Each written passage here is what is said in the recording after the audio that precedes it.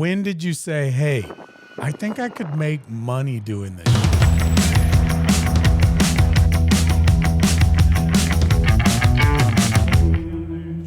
This is Business Under Fire coming to you from beautiful Lubbock, Texas in the Brick and Loft Realty Building. We were lucky enough to stumble upon this podcast studio, and I came in here with Cole Swole Higgins yesterday and got all dusted, took all the dust off the cameras and audio equipment and lights and fired it back up. So we sat here for an hour and ran through everything, and it worked great. But it's awesome that we're here with the Ryan Spivey from Lubbock, Texas. I'm glad to be here with you, brother. Definitely glad to be here. And Ryan and I have been buddies for a long time. Probably, if you actually think about it and dig deep, it's been years. I know, it's probably been about 7 years, man. Yeah. 7 or 8 years, I think. And I wanted to have him down on the podcast in Seguin, Texas, but that happens to be 7 hours, no matter what anybody tells you. From Lubbock, they say it's 6 hours, but it's actually 7. And so this is my first actual podcast in Lubbock, Texas. It's a great spot. And we just want to hear all about you, Ryan. Yes, it's all about me. Today is all about you. It's like it's your birthday. It is. Let's just be about me today. I could sing to you for your birthday. Go for it, man. We're going to have to use some of the tones on here to change. Hey, let me add some effects. The slow voice. We're definitely going to need auto-tune. But I've been watching you play in Lubbock for years, watching you run around New Mexico, Colorado, and other parts of the state and U.S. and just really enjoy it. And so we want to get kind of Ryan Spivey's story. Where did all this, tell us what you do, where you're from, and how this started real quick. So I am from Lubbock, Texas, born and raised. I lived in the Dallas area off and on for about 10 years. I had a bandmate that I lived out there with for a while, and then I went to art school, and I'd gone to tech here for a little while and everything. But prior to all that, I started my journey in music. Whenever I was about 18, 19 years old, I picked up the guitar. I had a buddy of mine who I've since, he's one of my best friends, who made 3 records with in his home studio in Fort Worth, and then in Colorado. He was playing guitar, and he was taking lessons from a guy here in Lubbock who's named Scott Ferris, and just an amazing musician who owns Ferris Amusement Park Studios here in Lubbock or whatever, and he's just incredible. But Dave was playing guitar, and I remember going over to his house and just being like, holy shit, man, this is incredible. This makes me feel amazing. He was playing Crazy Train by Ozzy Osbourne. And you didn't know how to play at the time? No. My connection to music, besides just singing in like church choir and stuff like that as a kid, which a lot of people do, I had a grandmother who was one of the most, as I've gotten older and become a musician myself, just mind-blowingly incredibly intuitively talented natural musicians that I ever knew. And I didn't know her as a musician like I am now, but I always was just so amazed with her. And she played organ and piano for the Methodist Church in Midland, Texas for years and years. And she also had a duo that she did called the West Texas Dinglings, where it's crazy. Her and this other lady had multiple octaves of bells, hand bells, that they would ring out and play like songs and stuff like that. Like they would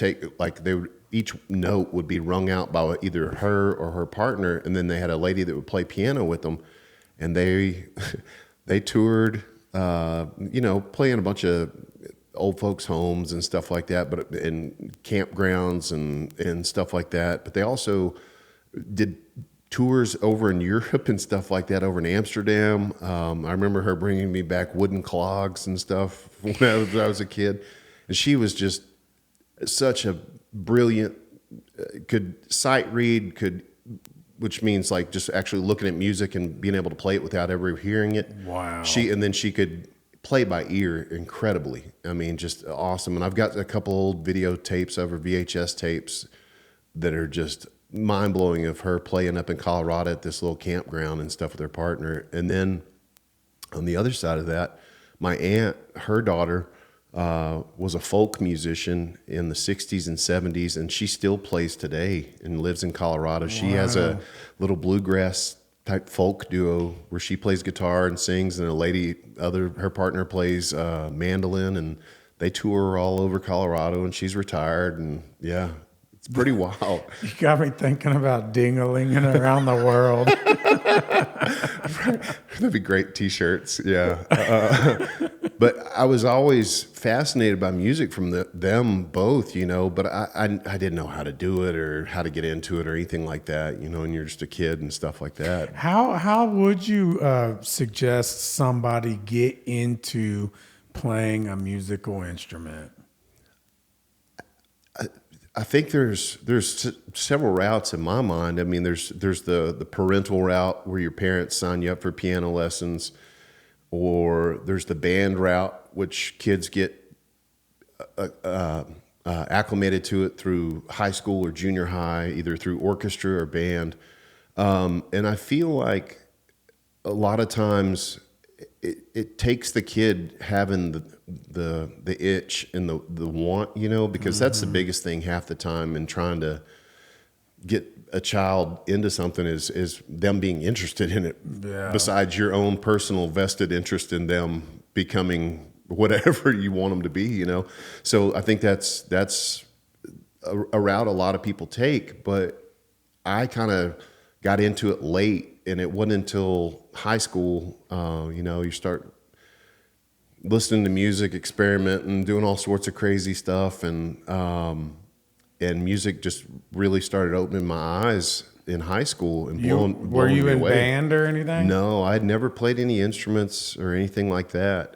And it was literally going over to my buddy Dave's house and watching him play and going, holy shit, man, I need to know how to at least figure out how to make people feel like this makes me feel, And I was hugely influenced by just whenever I was learning a lot of Black Sabbath and Led Zeppelin and stuff like that, learning that stuff. And then I quickly figured out early on that I would never be able to play like those people. Yeah. But I think that was such a blessing at the time, because I focused on my own material and writing my own stuff to where it's not no one could tell me I was doing it wrong, or this was mine, and that was something that I kind of figured out early on in the process. And I think that if there's more focus put on that, and yes, it is great to be able to play like Jimi Hendricks and all these people, but at the end of the day, you're just doing that. And for me, I needed more, and I wanted people to know my music, even though I didn't know what my music was at the time. I knew that I wanted to make my own and not focus on so much of just mimicking and parroting what someone else was doing, When you hear those legends play, Jimi Hendrix, Black Sabbath, any of those guys, for somebody that doesn't play a musical instrument, isn't that like, like the Michael Jordan of the guitar? To get to that level and that skill set is just, what is that? It's years and decades of playing, and a lot of those people, started, 10, 11, 12 years old. Some of them even younger than that, and it's just it's so much of the stuff that people don't see. Yeah. I mean, like, Jimi Hendrix was in so many bands. He was in the Army. He was a paratrooper in the Army. Like, he lived a life before he was the Jimi Hendrix we all know. He was in Little Richard's band as a guitar player. Like, I mean, played in tons of different little blues bands and stuff like that. And it actually took him going over to Europe and getting discovered in Europe and then coming back to America as a hero. No one in America even knew who he was at the time before that. But yeah, those guys are the Michael Jordan and stuff like that. Like a Dave Matthews type guitar player. I mean, those guys get their own little, the way their bodies move, their hands move, the sounds that they make, the way that they can make that guitar sound is almost just unique to them. Like if you tried to copy them and you were only focusing on one note or the bending of a note, like you couldn't hit that. No, and it's those techniques and stuff that those people have honed through the years that make them who they are. And like that's another thing that's always a quest and journey for a lot of musicians is to find their own voice or their own kind of tone in playing. You know, like I could hear David Gilmour from Pink Floyd play, and I immediately know him without a note sung or anything, just the way he plays guitar and stuff like that. And that's a whole journey that all musicians, real musicians, are on the kind of quest for, you know. So would you say that they're conforming that instrument to their body pretty much? Absolutely. And that's going back to Hendricks again. To me, he was one of the most natural electric players, or just natural players, period. Like it became an appendage to him. You know, it was just one. You're like, oh, this guy's like extra leg or arm, you know. He's like just literally it's that natural to him. And just watching him play, I mean, it was just ridiculous. That's a good analogy to hear, and just things you don't think of that, you know, okay, I'm going to pick up the guitar and play like Jimi Hendrix. Well, no, you're not. No. Maybe after 25 years? If you're lucky. There's plenty of people that learn and pick it up, but to actually like understand the movement of it and the technique and the way, I mean, you know, a lot of his stuff is very technical and stuff like that, and it's a vibe and groove you kind of have to like discover. And it's a weird thing, man. It is its own unique animal, and you know, and that's one of the things that made him great, obviously. Yeah. So you started learning to play guitar at 20 years old or so. Yeah, about 19. Getting the basics down, and you didn't want to just copy what other people had done. You figured that out early. No, and of course you have to learn from the people that you admire to kind of know where you want to somewhat steer your ship, you know, and stuff like that. Because no one just starts off naturally just stupid gifted at an instrument. Even Van Halen, to anybody, they had to work at it. Now there are people that are more adept and naturally faster, I would say, at it, for sure. Well, when did you decide, and what was your process like on? You said early on that you wanted to do your own thing. Yeah. Well, what was that process like? And take us back to the first thing that you wrote. Oh, man. Was it Hot Cross Buns on the recorder? No, it's a song that I still play every now and then, a song called Cup of Sugar. That was like my breakthrough moment. I had written words to it and chords and everything like that, but I wasn't a singer at that point in time. I didn't even know anything about singing at all. And honestly, I didn't start really singing. I tried to, you know, at home around nobody else and stuff like that.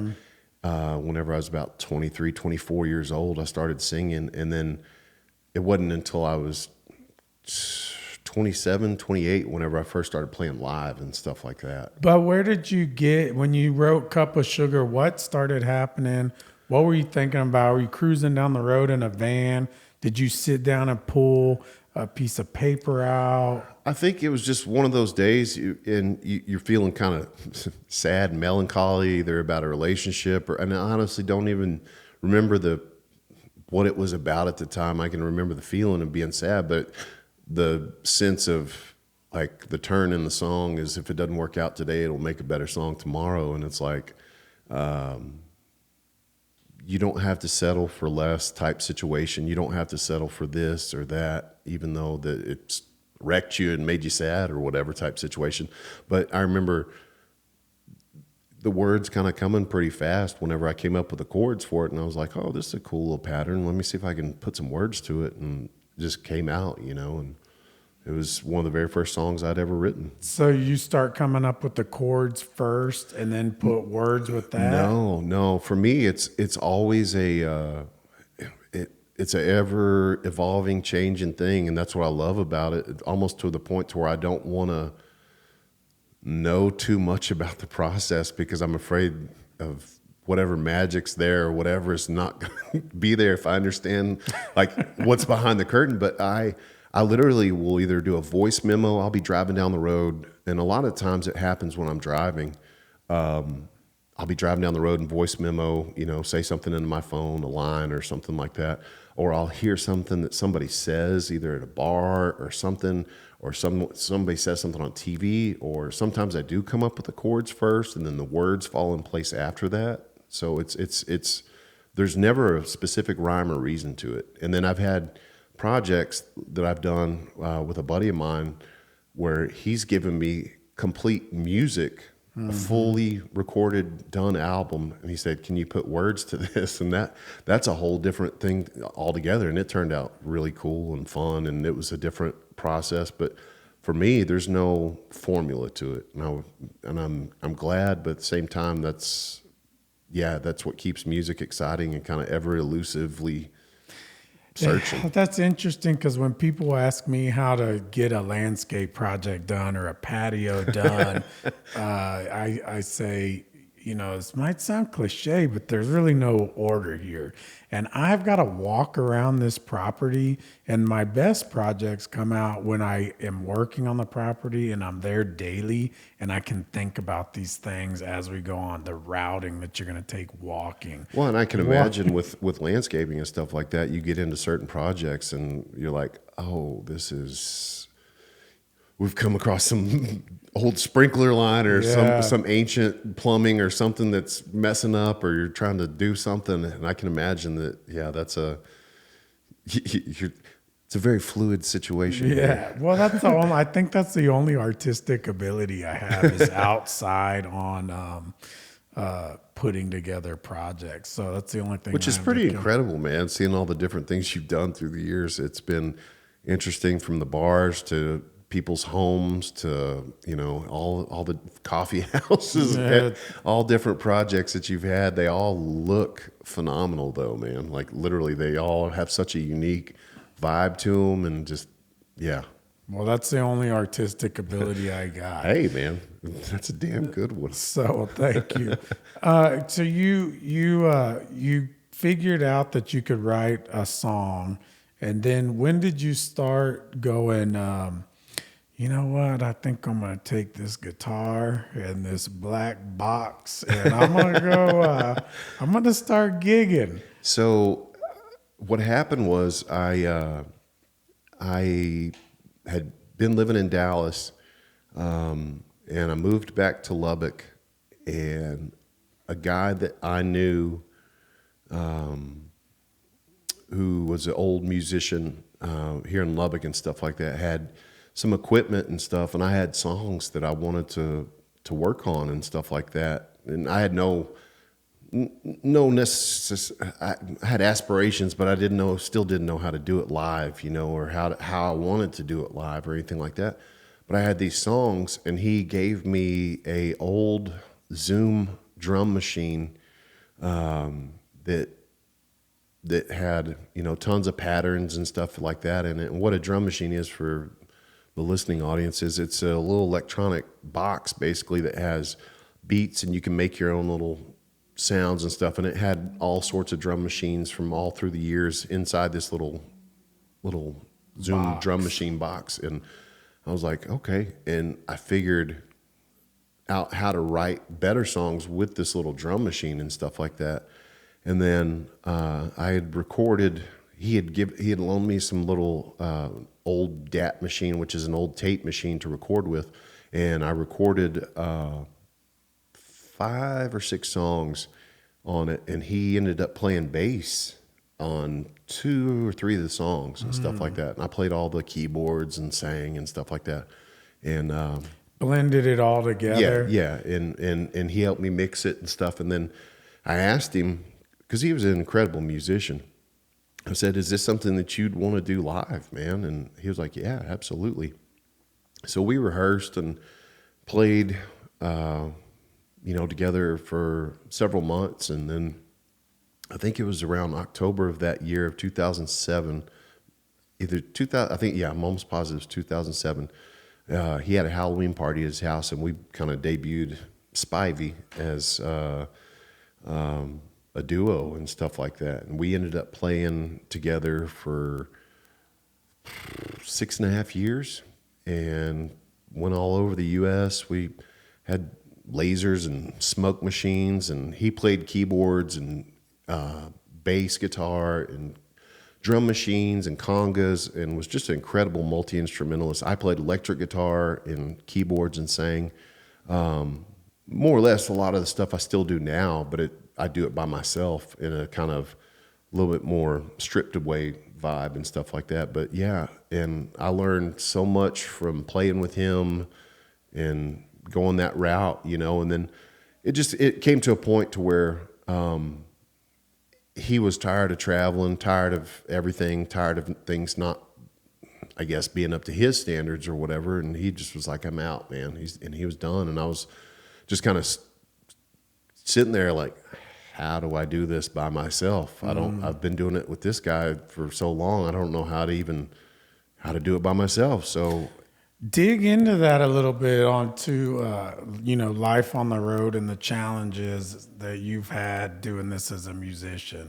So yeah, challenges are aplenty, but it's something that I take with such a huge grain of salt. And like, it's challenges. I mean, compared to what a lot of people go through on a day-to-day working basis, it's nothing. It is nothing, but the challenges are there, and you've got to have a tough kind of skin about a lot of stuff, and I think it was Ray Wiley Hubbard who said, the days I keep my expectations lower, or my gratitude higher than my expectations, and I always try to keep that in mind, especially in doing what I do, and not let the smallest things take the skin off your nose. But, there's tons of stuff. A couple of years ago, I was 10 miles outside of El Paso, Texas, and my transmission blew out. $6,000 later, I'm still back on the road, and everything like that. There's that type stuff, and that's just stuff that everybody goes through, and it's nothing specific or anything like that. But the challenges are to not be too hard on yourself, I feel like sometimes, in the sense of, well, this place wasn't packed this night, or these people weren't into what I was doing.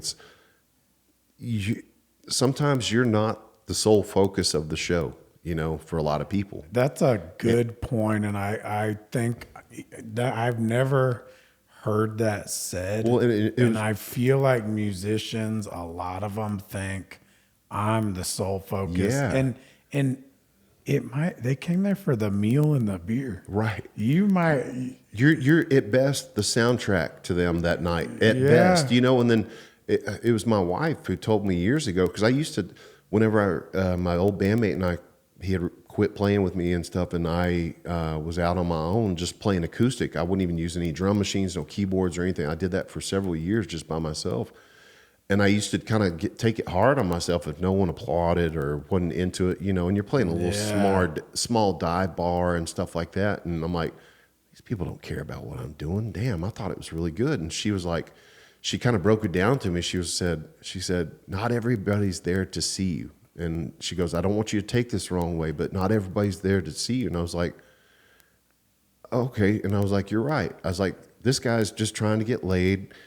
They're just off work, just trying to get a buzz, These people are hungry, and there is that. Don't take it so much on your chin, it's my thing with it. And yeah, you want to be liked, and you want people to care about what you're doing. You want to be respected, but at the same time, the environment kind of dictates those shows, and like, there will be people in a restaurant that you're playing to where you got to be really quiet that come up to you afterwards. They're like, man, that was amazing. You're like, oh, I didn't know. I felt like no one cared all night, Well, and now take me to the extreme other side, because I've seen it when you have the crowd in your hands, and that shit is electric. It's So take me to that feeling. That's such a beautiful feeling, and it's for me, knowing that I'm playing my own music and not whoever trying to just appease the crowd because I think that they'll like this. I'm playing the stuff that I want, and they're vibing with what I'm doing, and that is for me, that's the feeling that you chase, that you want. It's like that drug and stuff like that, and people, and it's a hard thing to personify to people that may see you in a local environment, but the next night you're opening up for somebody that's touring through town, and you just rip the roof off of it. And it's hard to personify those feelings and tell people how it is, kind of, because they don't understand. A lot of times they're like, well, you need to go on America's Got Talent, and it's like, and it's like, yeah, I wish that it worked that way, but it doesn't. And thank God it doesn't, and nothing against anybody that's into that or does that route or anything like that. But for me, that was not, or was never going to be the route, but that feeling that you get playing in front of people that are vibing and dancing and just enjoying it, that is such an amazing feeling. That's a feeling that's helped keep me alive and out of trouble and just here on earth, basically. Yeah, it seems like, it's like any win that you have in life, right? You're going to play these shows and you might not get a business deal or an attaboy or a great show for, 3, 5, 7, 10 times. But you get one of those once a month. It's like a nice shot in golf. Well, and yes, exactly. And it's that shot that recharges the battery, man, puts the gas in the tank, and you're like, I can keep doing this forever, man. Yeah. Like if I just, and it's that feeling that you chase, and that you want more of. And it's a great feeling to have, Yeah, it's always neat to see that when the crowd's going crazy with your music. Well, and music is such a beautiful, uplifting thing, and to me, it's some of the last real magic that's left in this strange world we live in, because it's something that could be created from nothing and change people's lives, and that's pretty incredible. And to me, that's magic, like to be able to really either help someone get through something or help them party or do whatever, it's such a beautiful, magical thing. And it's such a gift that we have in life. I think people don't really understand it or take it for granted sometimes. Not that they don't understand it. I think it's taken for granted a lot, these days. Yeah, it's music can change a world. It changes stuff. It puts people in different moods, feelings, all kinds of stuff. It takes them back to a place in time that they remember a good feeling, bad feeling, Exactly. Good girlfriend. And so your music is, it's interesting because I always try to label it. I mean, I don't try to label it. Actually, I can't come up with a label for it. And I don't think anybody, how do you describe your musical tones? So, one, I'm just a huge fan of all music. And whenever I say all music, there's great stuff in all genres, whether it's this or that or, but I'm just a fan of music. And if it's a moving form of music, I'm all about it, and if it moves me, I'm all about it. And I don't try to put myself in a box in the sense of I'm trying to write a country song or I'm trying to write a folk song. No, I'm stumbling across writing music and then going, wait, this feels like it's going to be this, or, oh, this sounds like something from out of the 80s or something like that, and I'm just a huge fan of all types of music. So I don't try to stick to one style. I mean, I use a drum machine, a keyboard, and harmonica and guitars and stuff like that, and effects pedals for my guitar. But other than that, I'm not just specifically trying to be this or that. Yeah. And I think that's been a blessing and a curse in the sense of it's hard to market myself as this or that because I don't put myself in that. And it's in hearing other people describe it sometimes, I'm like, yeah, that's close, and it's kind of a Americana tronica, folk tronica, folk funk type stuff, you know, and that still doesn't even get it, in my opinion, you know. 'Cause Yeah. there's aspects of Tejano and Spanish music. Yes. There's aspects of 80s new wave synth stuff. Yes. There's old country folky stuff, you know, Yeah. and to the music. So I think it's kind of boring for me personally to stick to a style, you know. I think that can be very hindering and kind of, you know, and I don't, you know, you could say that or not, but there's no doubt about it. It's you. yeah. It's you. And Spivey music. How do you describe it? It's Spivey's music. And when we first sat down, you said, it's what I come up with. Yeah. It's what and I think that a lot of people in the music industry want to put a label on something because obviously things need to go into a category, Yeah, and right? it's easy to market. This is heavy metal, or this Yeah. is pop rock, or this is electronica, or whatever, you know. Well, there just needs to be a new category. It's Spivey music. Yeah, it turns out. It turns out we need it's Spivey music, and that's the category. That's it. And if you don't like it, tough shit. Yeah, tough shit. But they will like it. That's what I like about your music is I believe that there's something for everybody there. There's the slow songs. There's the fast songs. There's and Lord knows how to find the words to your songs. Hell, I forget them half the time anyways. I was playing a show the other night, and there's songs that you sing, cover songs sometimes that you sing a billion times, and then there's just those nights where you're like, oh man, even some of my own music, I'll forget the words from time to time. You sing these songs 1,000 times, and it's What have been some of the good times that you've had lately touring? What gets you going and stuff that you enjoy about your job and your career? I love playing new places, and then just traveling. I really enjoy traveling, playing because, and a lot of people go, well, why do you always play out in New Mexico and stuff like that, or in the Southwest? It's because being from Lubbock, I enjoy the change of altitude, the change of scenery, the mountains, the trees, and the desert and stuff like that. And that's the stuff that keeps me charged up, and I enjoy doing and playing on the road. And I don't know. I mean, yeah, that's You enjoy your windshield time though, too, absolutely, don't you? absolutely. And I listen to music and podcasts and all sorts of stuff, and it just lets my mind wander. And then, like I said, I'm a lot of times just saying random stuff or singing a melody in my head, and that turns into something later on. Is it the same when you're cruising to a gig that it's kind of like you were going to a baseball game or a football game, like you're a little bit amped up to get there, you're kind of anxious to get there, you're ready to play? Always. And my biggest thing is I'm not necessarily worried about my playing or how I'm going to perform. It's the sound that I want. I want the sound to be good, whether someone's running their sound or I'm running my own sound.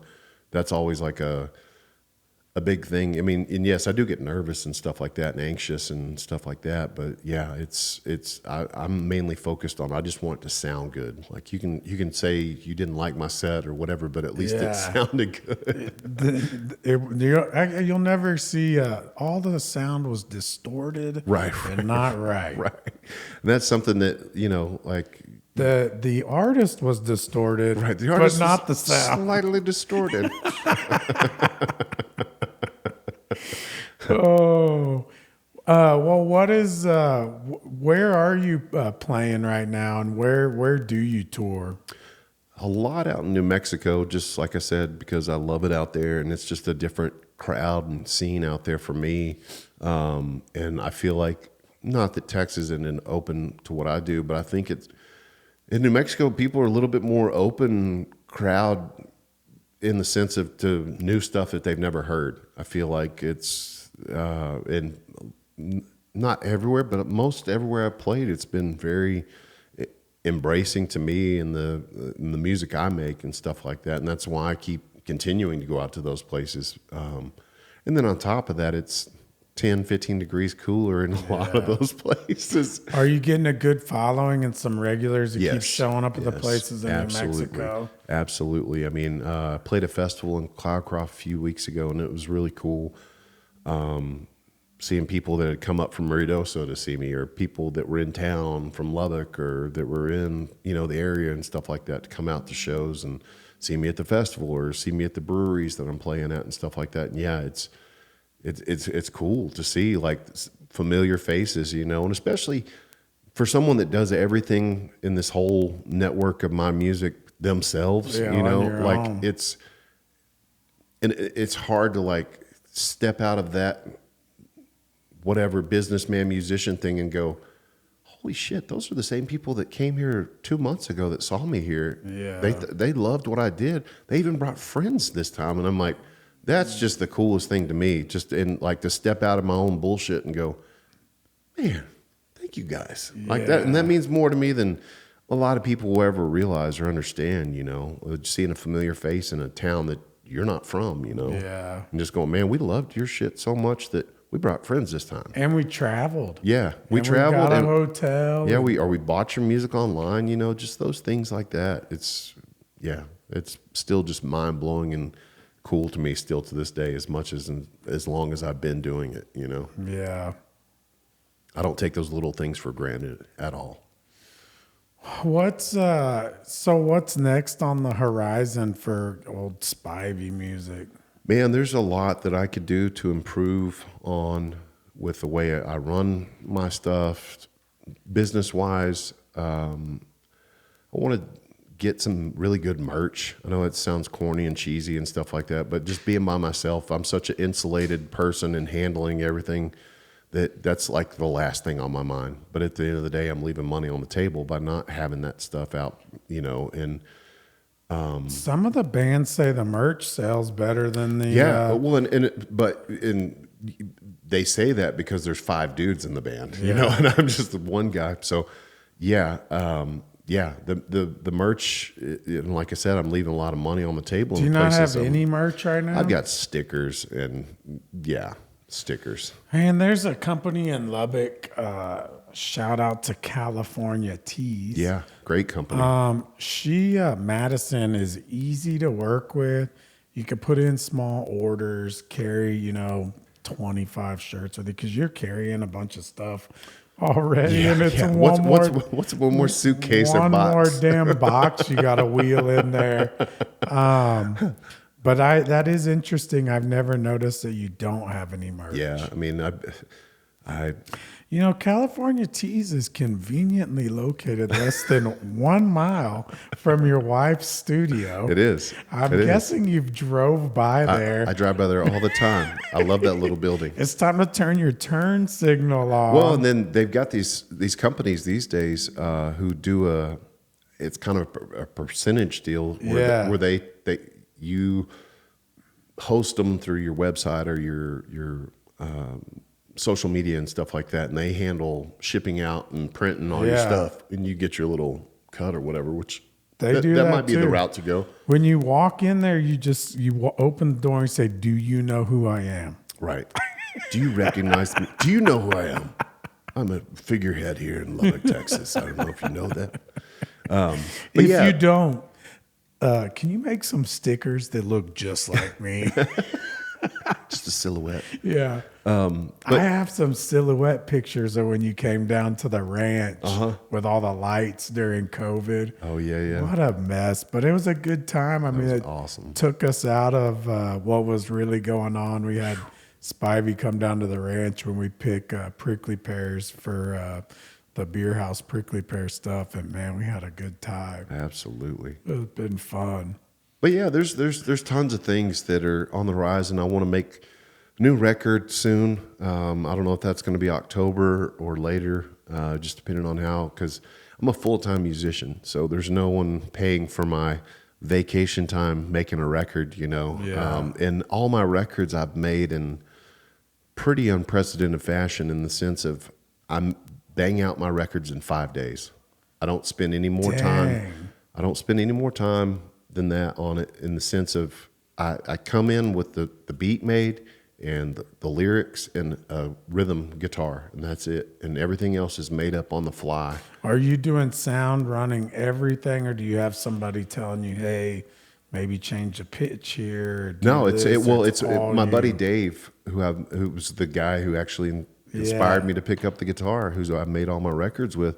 He engineers and helps kind of produce them with me and stuff like that. And we're both sitting there going, or he'll go, "That's a great take," or like, "We could, add this to it and it could be better," and stuff like that. But yeah, When's Dave going to do another show with you? Because you mentioned that it'd be nice to see. So, Dave. no, what?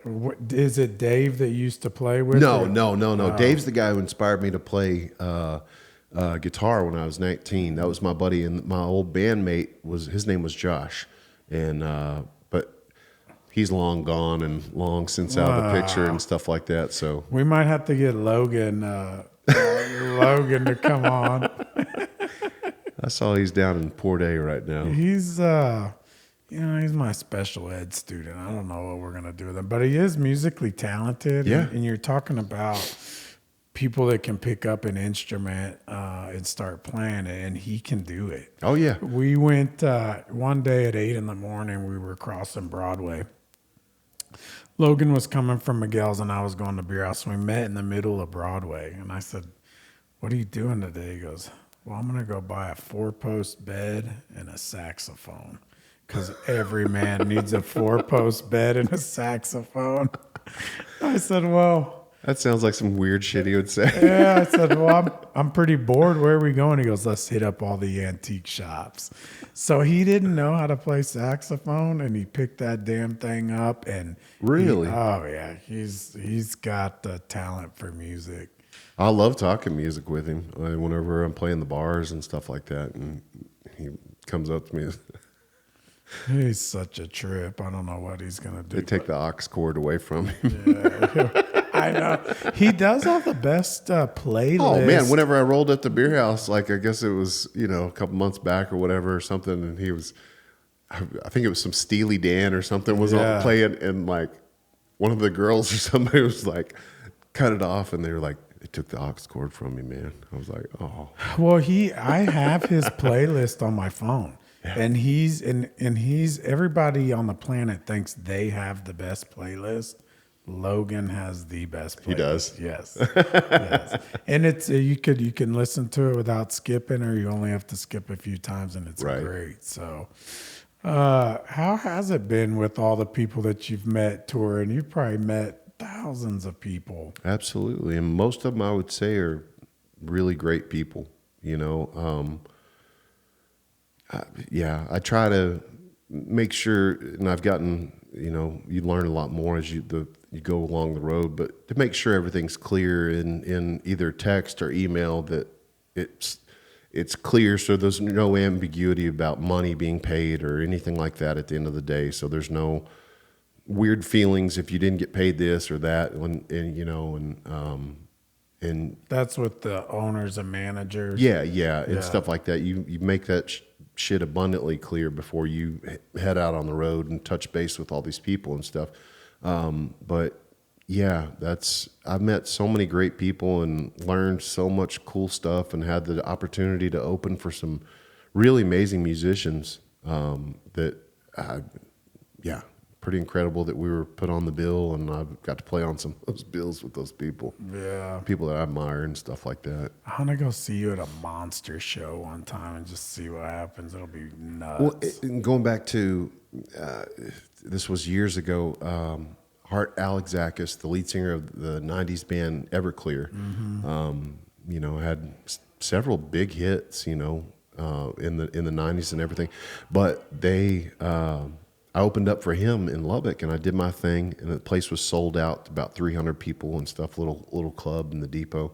And it was like I could do no wrong. After every song, the whole place just raged out, just like, ah! And I was like, this is incredible. So I did a little experiment the next night. I was playing another local venue. I played pretty much that same set for the first part of my gig. not a head turned at all. So that's just the weird stuff that we go through sometimes, playing these shows and stuff like that. It's kind of a head trip. You're like, man, I thought that was really good. It sounded just as good, if not better than it did last night. Yeah. I think you made a really good point with, like your wife said, it's not all about you up there. No. Like I said, at best, you're the soundtrack to someone's dinner, or some guy trying to get laid, or some people that are arguing at the back of the bar, or whatever, and you're lucky if you catch a few ears in these days and times in a lot of the environments I play in, And, sometimes you'll be at a restaurant or something, or a place, and people are playing and you don't even know there's a musician. Yeah. And literally I've done that several times. There's been places that someone walks around the corner to go to the bathroom or something, and I'm behind some wall kind of facing not where their table, or they're sitting away from the bar and stuff, and they're like, I didn't even know anybody was playing over here. Yeah. We thought that was the radio. I'm like, thank you, I think. But at the same time, it's like, yeah, it's it's weird. That is interesting. Well, where can, an hour goes by fast in the podcast It sure studio. does. Isn't that Damn. crazy? That is wild. It's just getting warmed up. I know. And that, I could do these things for like 2 hours Right. probably, but I try to get them to an hour and 15 minutes. Cause I don't know Get to how the many, meat. I always say like what you're talking about is if people are listening or not. And this is maybe my 30th one now. And, what gives me the hope? You say that one show that happens, however many times a month, or even every few months, whatever it is. But what gives me hope on this podcast stuff is when people say, dude, I was listening and I heard this, so I went and did that. And it's all the information from the other people. Well, and all your guests in the fields that they're in and stuff like that, they drop some like gems. Yeah. Some gems sometimes, and you're just like, I've never really thought of it like that. Like literally, and they're so nonchalant and very matter of fact about it, and you're just like, I've never really thought of it that way, and it's so plainly put out in front of me. Wow. Yeah, and that's why I decided to even start doing this. And Right. so if there is somebody out there that, wants to start playing, what advice do you have for those guys? And before you answer that, preface it with how enjoyable the process is to get a gig. You want that question first? Yeah, because the answer first is it's not going to be easy. No, none of the. If you go the route that I've gone and stuff like that, it's definitely not easy, but it's very rewarding in that sense that whenever I was talking about, it's hard to personify to your friends and family sometimes what you're going through as a musician and stuff like that, because they're not in that world and they don't understand it. So it is a rough road to travel kind of, and to do it full time, that is hard, for a lot of people. But it is hard to get a gig. It's hard to maintain that relationship sometimes with those people, and to get that across. But I feel like if you get into it and you do your job well, then they'll have you back, I promise you, and stuff like that.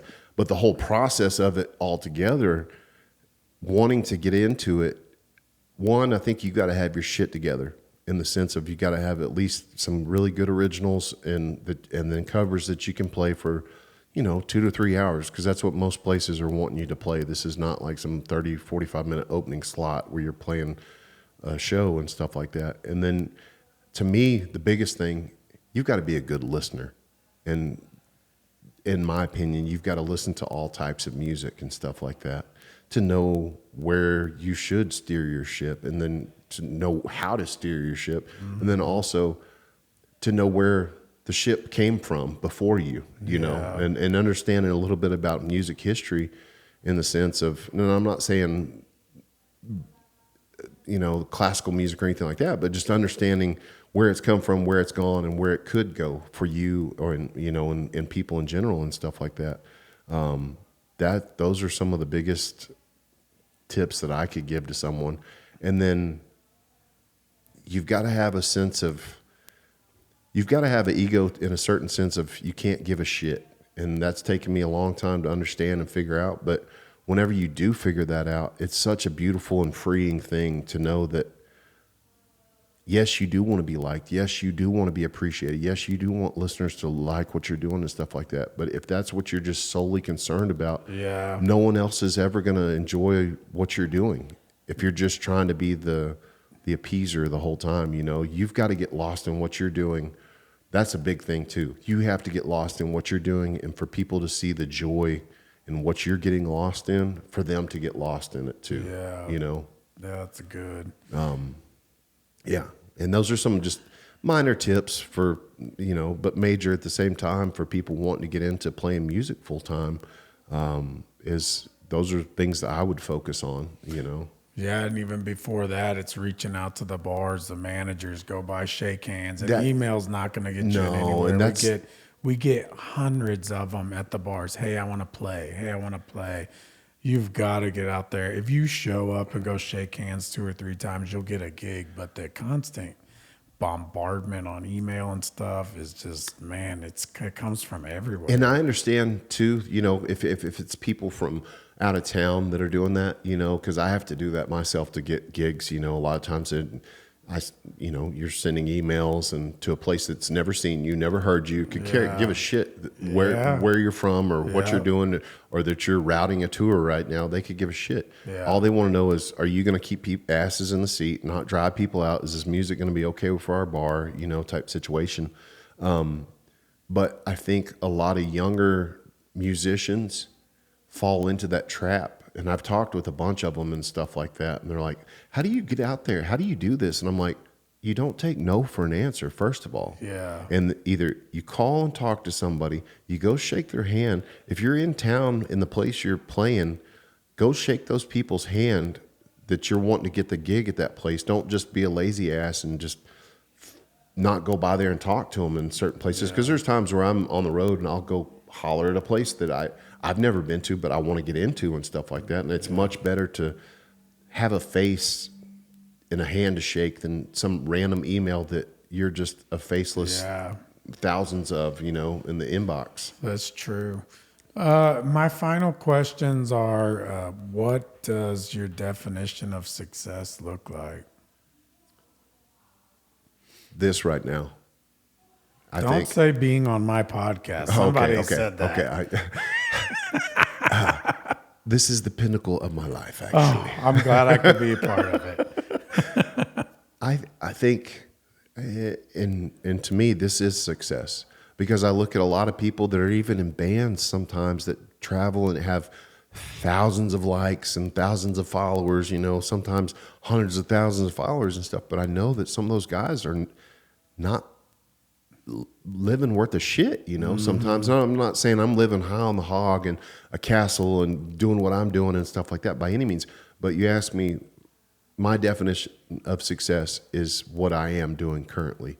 That is playing shows, striving, and just trying to keep bettering myself at everything. That's the definition of success. And the definition of success in the sense of what I'm doing is paying my bills and having a home, having a car, having a wife and a life, and living comfortably. Not this or that, but I'm living life on my terms and not having to put up with other people and be around situations that I don't want to, or put up with other people's shit, and that's part of the entrepreneur spirit that you have. Absolutely. And it's just a simple fact of going, I think I could do other things in life, but this is what truly makes me happy and keeps me gassed up. And I figured out a long time ago that if I'm going to do this, I've got to stay 20 steps ahead of myself and booking out far enough and doing things far enough if I want to be eating. That's a whole nother thing, is your schedule. I mean, you need to be booked 2 months out. I mean, dude, I've got shows till December. I'm literally booked. I have, I think maybe 2 weekend dates till December that I have, like, that aren't filled yet. Isn't that wild? The job title that you have in the hat. As soon as you see your schedule getting thinner, you're like, oh crap, I better email and call. Oh, Email dude, and it call. comes. Yeah. October starts rolling around, and that anxiety for me starts rolling in a little bit. Like, oh shit, I've got to get January and February at least covered, and this and that. And I think it's COVID. I think really kind of put me in a survivalist situation in that sense. Not that I wasn't doing what I'm doing right now, anyways, but it put me in more of a, I've got to make sure all my bases are covered. Like, and I don't want to be in a position that I was in like during COVID. And I made it, thankfully, by hook and crook, without having to take any unemployment or anything like that, playing private shows, playing online shows, doing this or that. But I think it's kind of put me in a survival mode even more so now, to where I'm like, I've got to stay at least 6 months out. Isn't it wild though that when you do set your mind to booking shows and producing business, when you have to go to that mood, how quick you could do it? Oh, dude. Could you imagine if you had that drive every day on stuff? It's pretty wild. I wish I knew how to harness that, I or just know. to inject it into my leg every day and be Yeah. like, I'll take this all the time because I'm crushing my business Isn't side of that things. crazy? Yeah, it's weird It's because you're just- getting a vibe, and you're Yes. just a groove, and you're just like, all right, booked 4 shows today and 2 states, and doing this and that, and got these emails sent out, and you just I know, it's a wild. Well, what would Ryan Spivey at your current age now tell Ryan at 20 years old? What advice would you give yourself? Oh man, that's a hard one.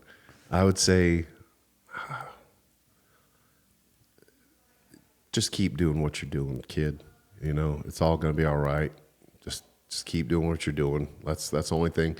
And just, I think my 20-year-old self would totally geek out on what I'm doing now. Yeah. And totally get a kick out of like knowing that I travel and play and make money doing what I love, and and get to play my music and stuff like that. And it's kind of weird to think about, but I think I would, yeah. I think my younger self would geek out on where I'm at now, but yeah, I think that's the only thing I could tell myself, like, dude, just keep doing your thing. Like, just try to keep your head up, because anything that anybody does in life that's their passion and stuff like that, there's plenty of ups and downs, like we all know. Big time. Well, I've enjoyed it. I'm glad that we got to do this, Me whether too, it my was brother. here at the hangar. It's kind of interesting for me here because I have a process when they come to the hangar. and- Right. There's no blue crushed velvet curtains back Yeah, here. I was gonna bring it, and I thought, we'll just let it ride because like it or not, a lot of people don't watch this; they listen to Yeah, it. yeah. And so I was mainly concerned about the audio stuff. And No, but it this sounds is a good. great setup. They're not charging me anything to Perfect. be here, but I'm glad that you did it. I've been listening to you for years. I enjoy every show. I get as fired up when you get the crowd fired up. It makes me happy. I love Oh, yeah. seeing that shit. The music too. that you have, the category is Spivey. We learned that today.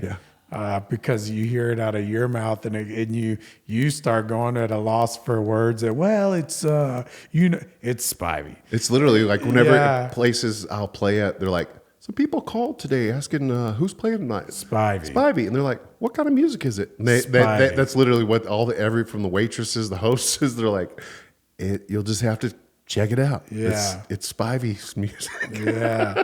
And that's going to be the term that I use because it is always a loss for words. But Yeah. anyway, well, let's wrap this up and go enjoy Lubbock's beautiful.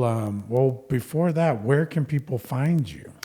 You can find me on Facebook at Spivey Music, and you can find me on Instagram at Spivey Music. You got some tunes on there? Yeah, there's links to my Spotify and iTunes and stuff like that. There's pretty much any streaming service has my music. There's a few other ones that it's not out there on, but yeah, there's 3 records. The Neon Myth, Chief's Hideout, and a record I did called Lungs, Heart, and Hands. If you want to bob your head, relax, have a good time, you just need to turn on some Spivey music. he'll take you somewhere else that you need to be. It's just a good spot, good tunes, and so well. Anyway, well, we really enjoyed Thank you it. again, my friend. I appreciate you. Yeah, I'm Thanks glad for you having did me it. out, man. This was awesome. I'm glad you did. We're looking forward to your wife tomorrow, I think, Yeah. or Thursday. Yeah, she's She's probably nervous. she is. She Yeah. is. She's like, is it filmed? And I was like, yeah, it's filmed. She's like, shit. The only way I can relate is when I first did like the first 3 or 4 podcasts. I'm like, oh shit. There's lights, there's microphone. Yeah. I was scared shitless. I've done some in the past where I'm just like, just fumbling over my words the whole time and Yeah. nervous. But this was great, man. This was Good. super chill. Yeah. Just hanging with a bud. Yeah, I like it. But well, tell Janelle there's no need to be nervous. She's sitting with a dude that talks real slow. I don't ask She'll be all difficult right. questions. She'll be all right. She'll enjoy it. I promise. We need a Spivey paint. Where do you get all of the drawings and artwork that you put on your shows? I literally will scour for pictures for hours on the internet, and I will look up everything from old 50s UFO comic books to weird stuff from Europe and pretty much anywhere and everywhere. I steal and cut and paste and make them my own. Y'all guys have got, that's a whole nother aspect to Spivey we didn't even discuss, is his scheduling the background pictures, and the shit that he comes up with is insane. Well, there's one with a crab somewhere. Yeah. There's a little dachshund dog. Oh, yeah. There's always UFOs, aliens. Yeah, I'm into all that weird shit. It's awesome. It's good to see. All right, well, let's wrap this up, man. I appreciate it. Thank you again, brother. I Yeah. appreciate you. Good day.